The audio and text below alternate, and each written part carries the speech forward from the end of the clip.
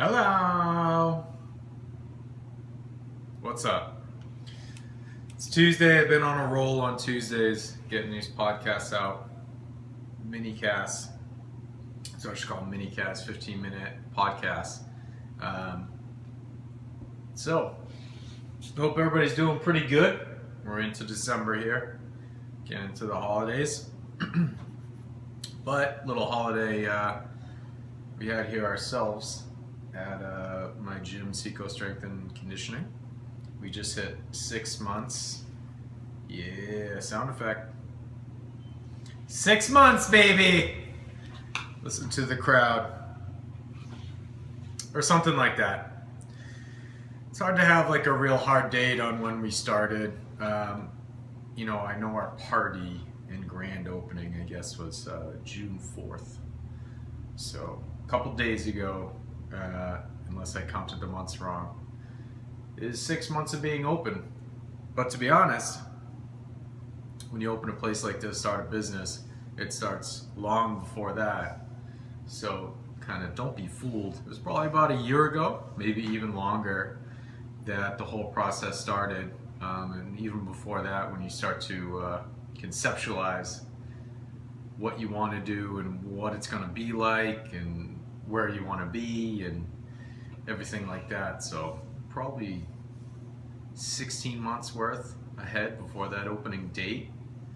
You really start thinking about what you want to do and try to get all your ducks in order and things like that. It was probably a year ago when started to get things going with as far as getting all the domains and social media for the gym. That happened early before anybody, but maybe my girlfriend and my family knew that this was going to happen. I know somewhere around the new year, talked to my attorney up here, my new attorney, to get all the legal stuff, to make Seco Strength and Conditioning a DBA under Exercise Expertise LLC, which I've had for years now. And, I'm trying to think of some other things that go into motion really early.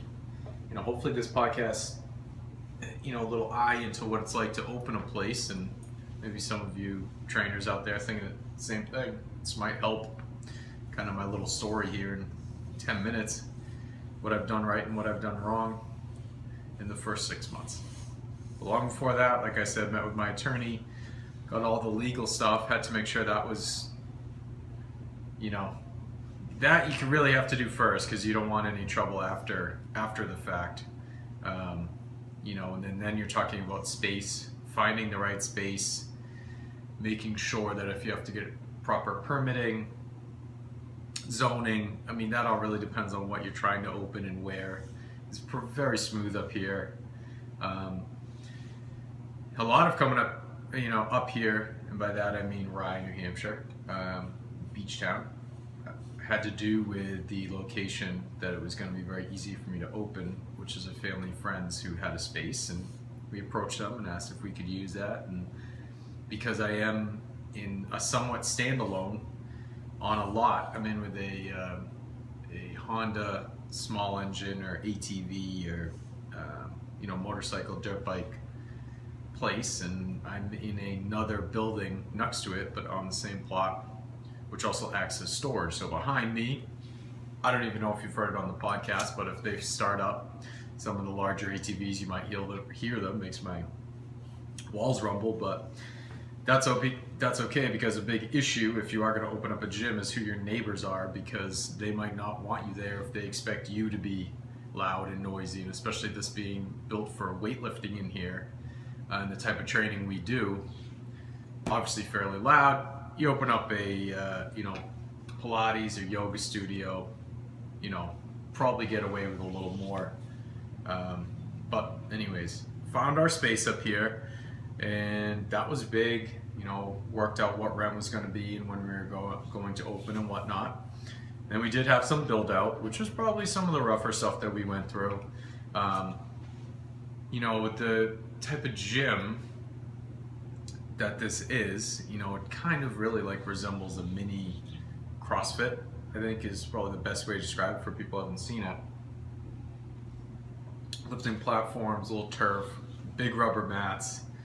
Nothing pretty. I don't have a mirror in the place besides over the sink in the bathroom. I just need open space. You know how it is if we're going to do any functional training. What you really want more than anything else is open space. So the place isn't big, but it's wide open. We had to do a little demo, get a wall down. Had a little bit of a build out with my office that you can see me if you're watching this on YouTube. A bathroom where we had to put a teeny ass shower in the smallest shower that they make. And also a water heater that sits right next to it because it had to be in with us.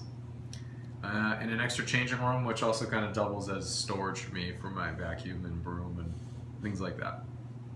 So we made the most out of it. Got in trouble at first with getting the wrong contractor. Bailed on him. That kind of sucked. Luckily we had someone else come in and very quickly zip this thing up so I could open. Push back the opening a little bit, and look, that's going to happen when if you are thinking of opening up your own place. It's going to take twice as much money and twice as much time as you originally planned, even if you're liberal with your planning. So that's just kind of the way it goes. Some of the things that we did right, for sure, opening up ahead of time, is I already had a lot of systems in place. And if you're a one-man show like I am here, janitor, HR, trainer, manager, social media, whatever, you got to have all those systems in place so that when you open and it's time for you to do the build work, the actual training, coaching, etc., that all that stuff runs pretty smoothly. So to be honest, having my training software, my appointment software, my billing software, my merchant accounts, my calendars, things like that, having that set up is huge. And I think that's something that people forget. They just want to get the place open, they want to get their equipment in, have people come in. You need that nice polished, clean look. You have to have your software, and you have to be, you can't spend too much time learning it. And I've been lucky, the last facility that I was in, CrossFit on the Hill, I used, from being there so long, kind of used it and learned their software. So all I did was pick that same software because I already know how to use it. And that really helped because there was no learning curve. So when it came to oh, how do I add an item to bill someone, or how do I change billing or scheduling or something like that, there was very little left for me to figure out. And that really saved me. That was big. Some other things on the software side, just taking a sip of coffee. I'm freezing my butt off right now. Was having my friend Dan really take care of the website stuff. That's another big one. That's got to be zipped up, and that's one of the things that you can get done early, so you can do all the labor come when it really comes time to open. And two, my friend Gwen, who did the logos and the marketing for both Look Good Lift Heavy and Seco Strength, and that was hugely important. And those are some of the things we got done first. So the software side, that was big. Website, the information that you're going to have on the website, any pictures you need on the website, all your software that you're going to run your training on, your calendars, your appointment reminders, get that shit zipped up, have your logo done. Also find out that a lot of that stuff is fairly expensive too, and I think another thing that you may exclude from a budget initially. So let's say we open up, right? Great party, we're kicking butt. 6 months in, let's talk about how we got the word out, because this is where a lot of the success and failure comes from. So especially when you're opening up at a new location, that was the scariest part for me, because if I had opened up in the city where I had been a trainer for years before, it would have been much more turnkey, but there were some other things in life that it was better if I opened up here. But I could tell you, and I'm sure all the trainers out there agree, imagine starting over back with 0 clients and you can't have any of your clients roll over. So that was the hard part. How do I get these clients out of the blue? How is this market going to respond to the services that I'm offering? Things like that. So that was hard. How do I get the word out? So some negatives were, I would tell everybody to just stay away from spending money on traditional advertising. The biggest mistake I've probably made monetarily is spending money on local paper, magazine, print advertising,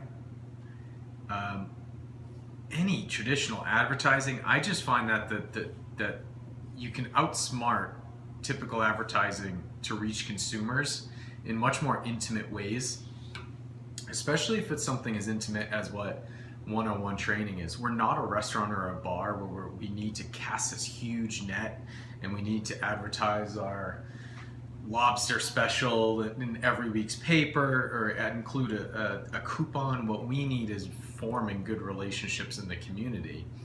I can run this whole gym on, if I probably have 30 clients, which we're approaching, that really hit all my goals as far as what the revenue I thought was possible at the location. I don't need hundreds of people a night or anything like that, especially I'm not even doing large group. So I don't need a whole lot of people to run it, but I do need ones with really good relationships. So how do I do that? What's really worked is giving, and waiting and being patient for it to come back to me. So what I mean by that is anytime I get a chance to, say, donate to a charity or event and to give a raffle prize or something like that for a charity, I do that. I give this 4-pack, which is really what my initial 4-pack is anyways, which someone has to go through before they become a training member here. And what it does is it gives you exposure and it builds your brand as being a very giving brand to your community, makes you look like a nice guy. And anyone who goes to the event and gets your, sees your logo when you're branding, and then people who are going to try to get it are already people who are interested in training.